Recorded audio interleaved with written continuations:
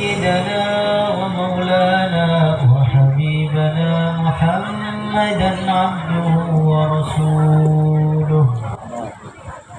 اللهم صل وسلم وبارك على سيدنا محمد قبل كل كلام. اللهم صل وسلم وبارك على سيدنا محمد عند كل كلام. اللهم صل وسلم وبارك على سيدنا محمد بعد كل كلام. اللهم صل وسلم وبارك على سيدنا محمد عدد الأسماء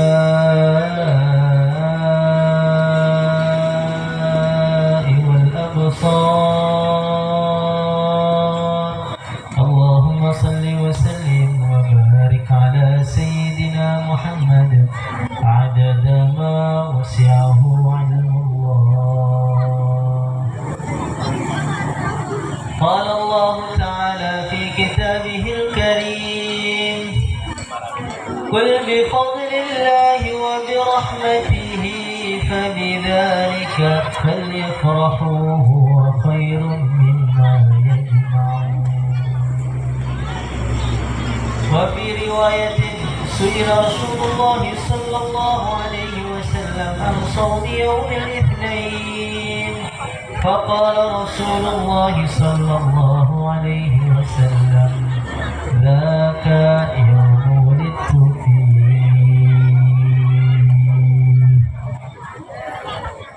Para hadirin dan hadirat yang kami hormati, yang kami muliakan, semoga majelis kita malam ini menjadi majelis yang barokah.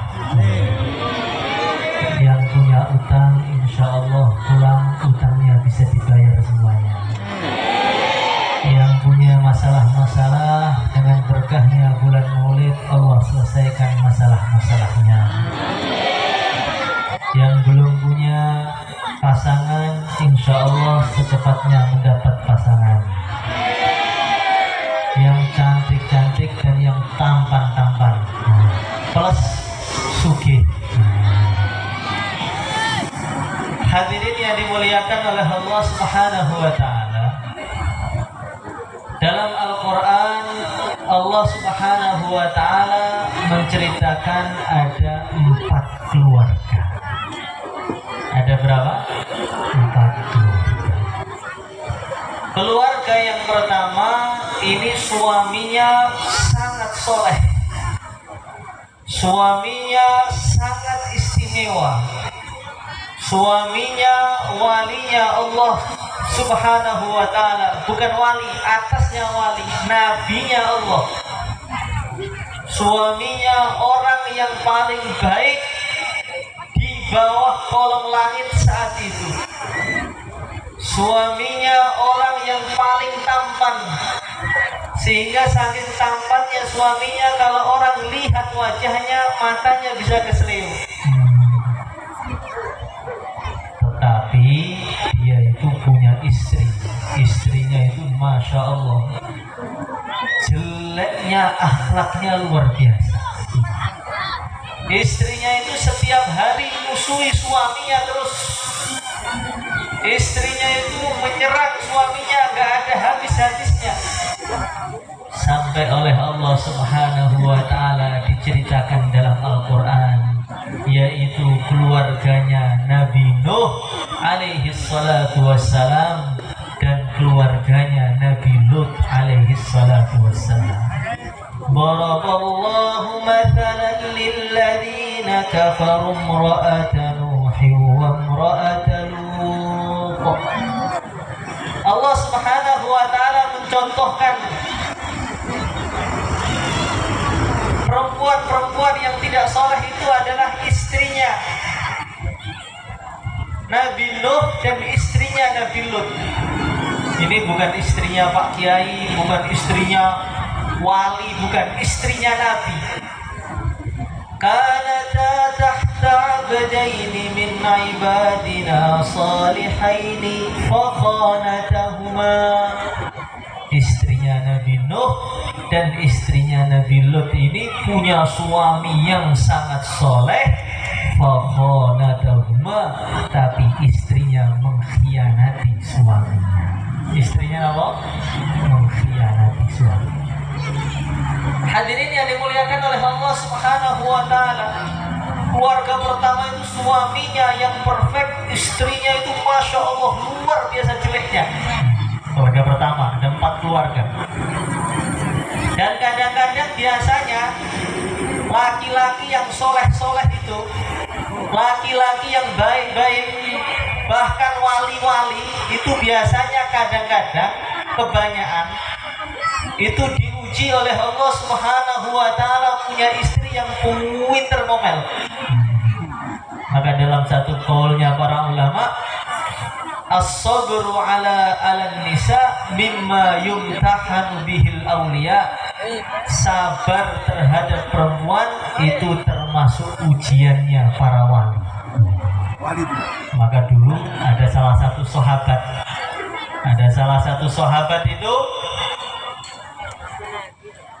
dia itu diseneni, dimarahi terus oleh istrinya itu, sampai dadanya itu gak kuat.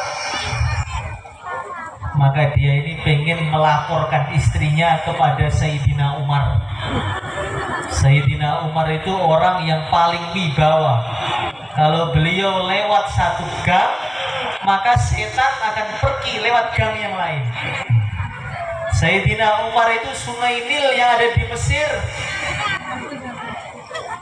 gak ada airnya, disurati Sayyidina Umar, sekali disurati langsung banjir sampai sekarang. Sayyidina Umar itu demit-demit, jangankan dengan orangnya, dengan namanya pun takut. Maka kata para ulama, kalau orang itu rumahnya pengen gak didatangi jin, ditulis itu di pintu rumahnya Umar Al-Faruq. Kalau di pintu rumahnya, di pintu lemarinya ditulis Umar Al-Faruq, itu lemarinya gak bisa dibobol jin, tuyul pun gak berani masuk. Karena Sayyidina Umar tuh wibawanya luar biasa. Dengan malaikat Israel pun beliau gak takut. Maka salah satu sahabat ini dimarahi istrinya terus. Akhirnya beliau itu pengen curhat kepada Sayyidina Umar. Beliau berangkat menuju rumahnya Sayyidina Umar. Sampai depan pintu rumah, baru mau salam, itu terdengar istrinya Sayyidina Umar itu sedang marahi Sayyidina Umar. Dimarahi lama betul. Maka sahabat tadi ngelus dada, ya Allah, saya kok curhat kepada Sayyidina Umar, ternyata Sayyidina Umar dengan saya itu nasibnya sama. Hadirin yang dimuliakan oleh Allah Subhanahu wa taala, keluarga pertama dalam Al-Qur'an itu suaminya istimewa, istrinya begitu jelek. Itu keluarga Nabi siapa? Nabi Nuh alaihi salatu wassalam. Yang kedua kebalikannya, ada satu keluarga itu suaminya sangat jelek, musuhnya Allah, orang yang paling terkutuk di dunia ini. Tapi punya istri itu sangat-sangat solehah. Punya istri itu sangat baik, sangat cantik, sangat istimewa. Yaitu keluarganya Fir'aun laknatullah alaihi. Wa daraballahu mathalan lilladzina amanu imra'ata Fir'aun إذ قالت رب ابن لي عندك بيتا في الجنة. Jadi Fir'aun laknatullah alaih, Fir'aun itu saking jeleknya Fir'aun, itu sampai iblis pun menjadi muridnya Fir'aun. Jadi ketika Fir'aun itu ngaku jadi Tuhan, manusia itu kalau sudah nakal itu sampai ngaku jadi Tuhan, yaitu Fir'aun. Maka iblis laknatullah alaih tadi sowan kepada Fir'aun. Maka dia mengatakan kepada Fir'aun, hei Fir'aun, saya ini guru kamu, tapi sejelek-jeleknya saya gak berani ngaku jadi Tuhan. Kamu tuh dulu murid saya, sekarang guru saya. Jadi Fir'aun yang begitu jelek tadi itu punya istri yang sangat solehah. Oleh Allah Subhanahu wa Ta'ala, nanti istrinya Fir'aun itu akan dijadikan istrinya Rasulullah Shallallahu Alaihi Wasallam di surga. Jadi keluarga yang kedua itu istrinya begitu jelek, istrinya begitu baik, suaminya begitu jelek. Kebalikannya yang pertama. Yang ketiga, insya Allah menjadi keluarga kita ini, suaminya istimewa, istrinya istimewa. Suaminya solehah, istrinya solehah. Yaitu keluarganya siapa? Nabi Ibrahim alaihissalatu wassalam. Hadirin yang dimuliakan oleh Allah Subhanahu wa Ta'ala, keluarga Nabi Ibrahim ini satu keluarga yang terus menjadi asbab kebaikan di seluruh dunia. Nabi Ibrahim itu punya anak, punya istri itu ada 4. Nabi Ibrahim itu istrinya berapa? 4. Yang pertama adalah Siti Sarah. Siti Sarah itu istrinya Nabi Ibrahim yang cantiknya itu Masya Allah, la haula wa la quwata illa billah. Kata para ulama, wajahnya Siti Sarah itu mirip dengan Siti Hawa. Jadi Siti Hawa, ibunya istrinya Nabi Adam, itu wajahnya mirip dengan Siti Sarah. Siti Sarah itu perempuan yang paling cantik di bawah kolong langit. Kalau Siti Sarah itu minum air putih yang jernih, saking putihnya kulitnya, maka aliran airnya itu tampak dari luar. Jadi kalau beliau minum itu sampai ke leher ini kelihatan alirannya itu, ngalir di lehernya itu kelihatan, saking putihnya Siti Sarah. Siti Sarah itu kalau malam hari jalan gak perlu lampu. Kenapa? Karena pantulan kulitnya beliau itu lebih terang daripada lampu. Sekarang itu orang punya istri cantik, tapi kalau lampu mati tetap gelap. Tapi kalau Siti Sarah, kalau lampu mati justru makin mencorong. Maka Siti Sarah itu punya anak namanya Nabi Ishak. Nabi Ishak punya anak namanya Nabi Yakub. Nabi Yakub punya anak namanya Nabi Yusuf. Dan seluruh para nabi setelahnya itu cucunya Nabi Yakub semuanya. Sampai nanti mau menjelang kiamat, Nabi Isa pun cucunya Nabi Ibrahim alaihissalatu wassalam lewat Siti Sarah. Yang kedua, istrinya Nabi Ibrahim itu adalah Siti Hajar. Siti Hajar itu keluarkan anak yang namanya Nabi Ismail. Nabi Ismail itu yang disembelih itu. Beliau punya cucu-cucu hebat sampai akhirnya keluarlah Nabi yang kita maulidi ini, Nabi Muhammad Sallallahu Alaihi Wasallam. Yang ketiga istrinya namanya Hajun. Yang keempat istrinya namanya Qonturoh. Qonturoh ini istrinya Nabi Ibrahim yang gak terlalu terkenal. Tapi kemarin tuh di Malaysia ada penelitian. Orang-orang Universitas Malaysia itu bikin penelitian. Anak cucunya Nabi Ibrahim yang dari Qonturoh tadi. Yang dari Nabi Ismail jelas menjadi Nabi Muhammad, menjadi keturunan para nabi dari Al-Hasani, Al-Husaini. Itu yang dari Nabi Ishak jelas jadilah Bani Israel, jadilah orang Israel sekarang. Yang dari Qonturoh itu siapa? Setelah diteliti, ternyata DNA-nya cucu-cucunya Qonturoh itu dengan DNA-nya orang Melayu, orang Indonesia, orang Jawa itu ada kesamaan 27%. Maka maknanya bagaimana? Maknanya orang-orang Jawa itu dalam sebagian penelitian, menurut para sebagian sejarawan, mereka mengatakan orang Jawa ini suku Jawi ini dapat cipratan darahnya Nabi Ibrahim dari istri beliau yang namanya Konturoh tadi. Makanya Wali Songo itu datang ke Indonesia nggak pakai perang, nggak sampai 100 tahun, mulai Sabang sampai Merauke, Nusantara itu Islam semuanya. 98% jadi orang Islam. Kenapa ditaskil, diajak masuk Islam begitu gampang? Kenapa? Karena setelah diteliti masih ada cipratan-cipratan darahnya Nabi Ibrahim.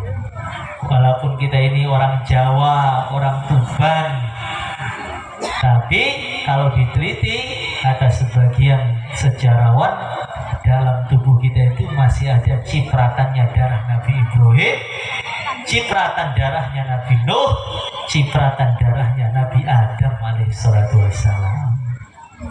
Hadirin yang dimuliakan oleh Allah Subhanahu wa taala. Maka keluarga Nabi Ibrahim itu menjadi keluarga yang begitu barokah. Kita tahu namanya Syekh Abdul Qadir Al-Jailani. Syekh Abdul Qadir Al-Jailani itu kalau habis makan ayam, sisa tulangnya saja, beliau mengatakan, "Qum biidznillah," bangun dengan izinnya Allah. Maka ayamnya itu langsung bangun lagi, bisa disembelih lagi, bisa dimakan lagi. Maka seumur hidup gak perlu belanja ayam, cukup satu ayam sampai mati. Itu siapa? Syekh Abdul Qadir Al-Jailani. Itu juga cucunya Nabi Ibrahim, cucunya Rasulullah Sallallahu Alaihi Wasallam. Di Indonesia ini ada satu gerakan hebat namanya Wali Songo. Yang di Tuban ini ada namanya Sunan Bonang. Ngislamkan mana-mana. Ternyata Wali Songo itu juga masih cucunya Nabi Ibrahim alaihissalatu wassalam. Nanti sebentar lagi menjelang kiamat ada Imam Mahdi yang mimpin umat Islam seluruh dunia. Itu pun cucunya Nabi Ibrahim alaihissalatu wassalam. Maka hadirin yang dimuliakan oleh Allah Subhanahu wa taala, Nabi Ibrahim itu punya cucu-cucu yang menjadi asbab kebaikan sampai hari kiamat. Keluarga yang paling sempurna ini, keluarga ketiga, keluarga Nabi Ibrahim alaihissalatu wassalam. Yang terakhir, ini suaminya jelek, istrinya juga jelek. Namanya keluarganya Abu Lahab. Kita kalau sholat baca surat namanya Tabbat Yada. Tabbat Yada Abi Lahab wa Tabb, ma aghna anhu maluhu wa ma kasab, sayasla naran dhata lahab, wa imra'atuhu hammalatal hatab, fi jidiha hablum min masad. Abu Lahab tuh orangnya kuat kan, saking gantengnya dikatakan lahap. Lahap itu wajahnya itu kayak api, terang gitu. Dalam Al-Quran Allah berfirman, Tabbat yada Abi Lahab wa tab, celaka Abu Lahab itu, binasa. Ma aghna anhu maluhu wa ma kasab, sekali-kali keluarganya, berkali-kali hartanya, usahanya tidak akan bermanfaat untuk Abu Lahab ini. Saya selana rongga talahab, Abu Lahab itu pasti akan masuk neraka selama-lamanya. Jadi Abu Lahab itu kalau Nabi Muhammad keluar dari rumah dakwah, Nabi Muhammad itu putar di rumah-rumah itu, ayyuhan nas qulu la ilaha illallah tuflihu, wahai para manusia katakan la ilaha illallah, kamu akan selamat, kamu akan selamat. Maka Abu Lahab itu di belakangnya Nabi Muhammad, dia mengatakan, ini Muhammad itu ponaan saya, dia otaknya itu agak kurang 1 on, nggak usah didengarkan, agak gila itu. Jadi Abu Lahab tuh kerjaannya setiap hari ngintili Nabi untuk jelek-jelekkan Nabi. Kemanapun, ini sahirun kadzab, ini penyihir, ini pembohong, ini orang gila. Dan istrinya pun sama dengan suaminya. wa mar'atuhu hammalatal hatab, dan istrinya Abu Lahab yang sering menebar fitnah, membawa kayu bakar. Jadi istrinya Abu Lahab itu setiap hari kerjaannya datang ke padang pasir nyari pohon-pohon yang ada durinya. Setelah dapat pohon yang ada durinya, maka pohon tadi diletakkan di samping rumah Nabi. Jalannya Nabi lewat tuh dikasih pohon-pohon itu semua, biar Nabi itu keluar nanti nginjak pohon tadi, kakinya berdarah, nggak jadi dakwah. Jadi suaminya ganggu Nabi, istrinya ganggu Nabi, sepakat dua orang ini sakinah mawaddah warahmah ke neraka dua-duanya. Abu Lahab itu banyak ulama mengatakan lebih jelek daripada Fir'aun. Sejelek-jeleknya Fir'aun itu istrinya masih solehah. Sejelek-jeleknya Fir'aun itu, sejelek-jeleknya Fir'aun sebelum mati masih pengen tobat. Tapi kalau Abu Lahab itu sampai mati pun nggak mau tobat. Suami istri dua-duanya ini keluarga tercontoh terburuk di dunia. Maka ketika Abu Lahab itu mati, sampai sekarang makamnya itu masih ada. Sampai sekarang sudah 1400 tahun itu masih ada bau busuknya. Maka ada orang itu mimpi ketemu Abu Lahab, namanya Sayyidina Abbas, saudaranya Abu Lahab yang sudah masuk Islam. Maka Sayyidina Abbas tadi mimpi ketemu Abu Lahab. Dalam mimpinya dia tanya, "Hei Abu Lahab, gimana kamu sekarang di akhirat?" Maka Abu Lahab bilang, "Saya disiksa habis-habisan, dari depan, dari belakang, dari kanan, dari kiri, gak ada habis-habisnya disiksa. Datang itu api, sekali santap habis kulit saya tinggal tulang, tumbuh lagi kulit baru, santap lagi, tinggal tulang lagi, tumbuh lagi, santap lagi. Satu hari 70.000 kali." Maka Abu Lahab mengatakan, "Tapi saya ini ada keringanan siksa setiap hari Senin. Jadi setiap hari Senin itu dari ujung jari saya itu di neraka itu panas luar biasa. Minumannya itu nanah, air panas, kalau diminum ususnya itu brodol semua. Tapi setiap hari Senin itu dari jari-jari saya Allah keluarkan mata air yang segar, dingin, enak. Maka setiap minggu sekali saya itu bisa minum air dingin kayak di dunia, bahkan lebih enak. Saya minum dari jari saya ini, keluar mata air semua. Kenapa saya setiap hari Senin Allah beri itu? Karena dulu ketika saya ini jalan, tiba-tiba budak saya itu datang, "Tuan, ponakan kamu Muhammad lahir." Maka saya itu seneng, saking senangnya saya itu budak saya merdekakan. Saya senang punya ponakan, kamu saya merdekakan. Gara-gara saya itu pernah gembira sekali dalam hidup saya. Habis itu musuhi Nabi Muhammad terus. Senang dengan Nabi Muhammad tuh sekali, senang dengan kelahiran Nabi Muhammad tuh sekali saja. Saya senang sekali. Itu saya selama-lamanya di neraka. Setiap hari Senin didiskon, diringankan oleh Allah siksanya, gara-gara pernah maulidan gembira dengan Nabi Muhammad SAW sekali. Maka balasannya seumur sepanjang masa di neraka diringankan oleh Allah siksanya. Hadirin yang dimuliakan oleh Allah Subhanahu wa Ta'ala, maka Abu Lahab saja orang yang terjelek di dunia, ketika dia mau maulidan gembira dengan Nabi sekali dalam hidupnya, kemudian dia korban merdekakan budak oleh Allah Subhanahu wa Ta'ala, musuhnya yang namanya Abu Lahab diringankan siksanya, dari jarinya keluar mata air. Bagaimana kalau yang maulidan itu orang Islam? Bagaimana kalau yang maulidan itu adalah umatnya Nabi Muhammad? Bagaimana kalau maulidannya itu bukan hanya seumur hidup sekali, tapi setiap tahun? Maka tentu dan pasti orang yang hadir maulidan, yang senang dengan kelahiran Nabi, nanti oleh Allah Subhanahu wa Ta'ala akan dibalas dengan balasan begitu banyak, dan insya Allah tidak akan pernah masuk neraka selama-lamanya. Amin. Maka kalau ada orang itu tanya kepada kita, kamu kok maulidan, itu dalil kamu apa? Nggak usah dijawab, bilang aja, Pak, kalau pengen tanya dalilnya maulidan, tanya Abu Lahab.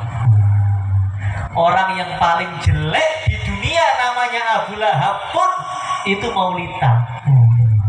Maka malam ini kita duduk di sini, ada bapak-bapak, ada ibu-ibu, ada anak-anak hadir di sini, gembira bareng, senang bareng, memperingati kelahiran Nabi Muhammad Sallallahu Alaihi Wasallam. Insya Allah nanti kita tidak akan pernah masuk neraka. Insya Allah hisab kita di akhirat dimudahkan oleh Allah Subhanahu wa Ta'ala. Hadirin yang dimuliakan oleh Allah Subhanahu wa Ta'ala, yang terakhir itu dalam I'anatul Thalib itu ada cerita. Ada orang itu premannya preman, semua kemaksiatan, mulai kemaksiatan A sampai Z sudah dia lakukan semua. Kemaksiatan A, apa itu? Ambung-ambungan, wes, bacok-bacokan sudah, cakar-cakaran sudah, semua kemaksiatan dikerjakan. Sampai ketika dia mati itu satu kampung nggak ada yang mau nyolati. Sampai ketika dia mati itu satu kampung nggak ada yang mau ngurus jenazahnya. Pak Mudin pun nggak mau mandikan mayatnya. Mayatnya diambil oleh orang-orang, dibuang di tempat sampah. Tengah-tengah malam hari terdengar suara dari langit. Suaranya gimana? Isyhadu janazata waliyin min awliyai fa innahu azizun indi. Hei ahli kampung, itu kamu ngurus jenazahnya laki-laki itu, pemuda itu termasuk waliku itu. Maka orang-orang malam nyari mayatnya di tempat sampah. Ternyata mayatnya yang dibuang beberapa hari yang lalu itu, wanginya itu saking wanginya sampai satu kampung tercium wanginya semua. Akhirnya disolati, dikafani, disolati, dikuburkan. Maka Pak Kiainya itu bingung, ini amalannya apa? Tanya ke semua kampungnya, kamu tahu ini orang baik nggak? Enggak, itu preman. Pernah dikasih uang? Nggak pernah. Pernah berbuat baik? Nggak pernah. Satu kampung, satu desa menyaksikan dia orang jelek semua. Akhirnya Pak Kiainya tadi istikharah, tidur baca amalan, ya Allah, saya pengen tahu ini orang yang preman kok jadi wali, ini amalannya apa ini? Tidur ngimpi ketemu preman tersebut, pemuda tersebut di surga, sedang duduk di singgasananya yang bagus betul. Maka Pak Yai tadi tanya, anak muda, kamu tuh preman, semua kemaksiatan kamu kerjakan, tapi kenapa kamu kok jadi wali, itu amalanmu apa? Maka orang tadi mengatakan, Pak Yai, saya itu semuanya jelek, gak ada bagusnya. Cuman saya punya satu amalan biasa, ternyata amalnya diterima Allah. Apa amalanmu itu? Setiap datang bulan Rabiul Awal, bulan Maulid, bulan ini, saya ini preman. Maka ketika bulan Maulid saya gak mau ngerampok, saya tahan gitu. Ketika bulan Maulid itu saya potong rambut saya itu panjang, saya rapikan.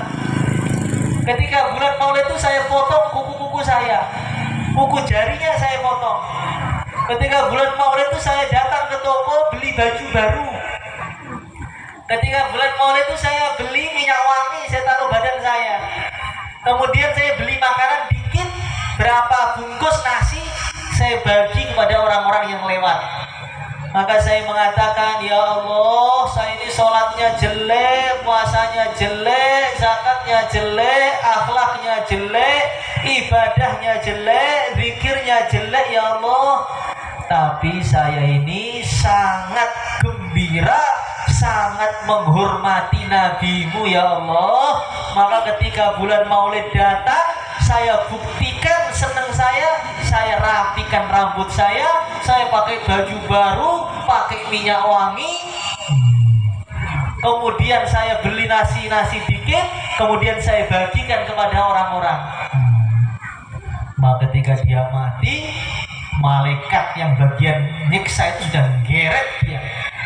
Maka Allah berfirman, hei malaikatku, bawa dia ke surga, semua dosanya saya ampuni karena dia menghormati dan menghargai kekasihku Nabi Muhammad Sallallahu Alaihi Wasallam. Maka bulan Maulid itu kita harus gembira, insya Allah gembira sedatan. Nanti kalau bisa, nanti bawa makanan, beli makanan, dibagi ke tetangganya, anaknya diajak makan. Ibu, ini syukuran apa? Syukuran maulidan. Lah di masjid sudah ada maulidan, kok maulidan lagi? Yang gembira dengan Nabi Muhammad itu bukan hanya imam masjid, bukan hanya Pak Ustadz.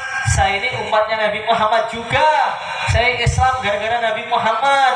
Saya kenal Allah gara-gara Nabi Muhammad. Maka Nabi Muhammad bulan ini lahir. Saya ikut gembira juga, maka saya syukuran juga. Nanti di rumah kita niat bikin syukuran masing-masing. Insya Allah dilaksanakan. Hadirin yang dimuliakan oleh Allah Subhanahu wa Ta'ala, nggak usah kalau nggak mampu besar-besar, yang kecil-kecil, beli nasi bungkus 10, nasi bungkus 5, dibagikan ke tetangganya atau anaknya dikasih jajan. Tampakkan bulan Maulid itu bulan gembira. Gara-gara Nabi Muhammad lahir, ada Islam. Gara-gara Nabi Muhammad lahir, kenal para wali. Gara-gara Nabi Muhammad lahir, kenal bulan Ramadan, kenal Quran, itu gara-gara Nabi Muhammad. Berkah beliau. Maka bulan Maulid itu yang maulidan bukan hanya Pak Kiainya, bukan hanya Pak Ustadznya, bukan hanya acara desa, bukan hanya acara pesantren.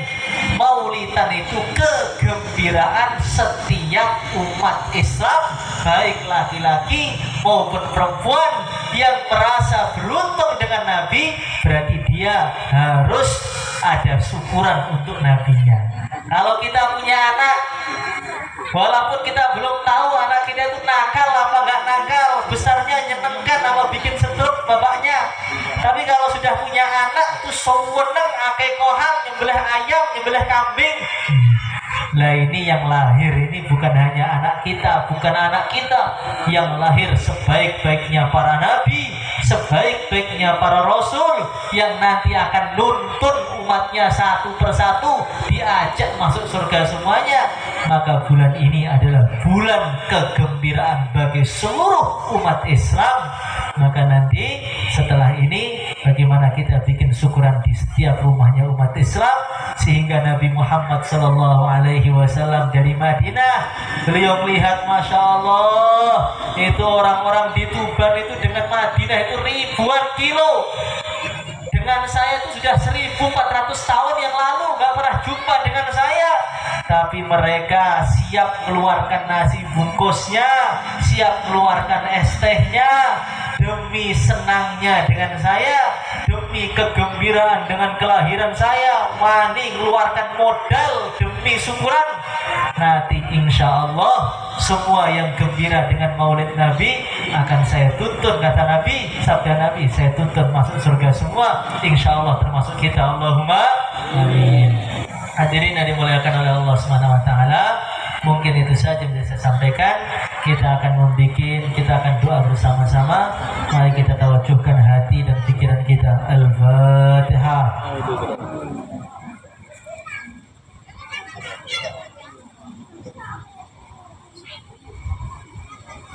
Allahumma salli ala Sayyidina Muhammad wa ala ali Sayyidina Muhammad kama sallaita ala Sayyidina Ibrahim wa ala ali Sayyidina Ibrahim fil alamin innaka Hamidum Majid.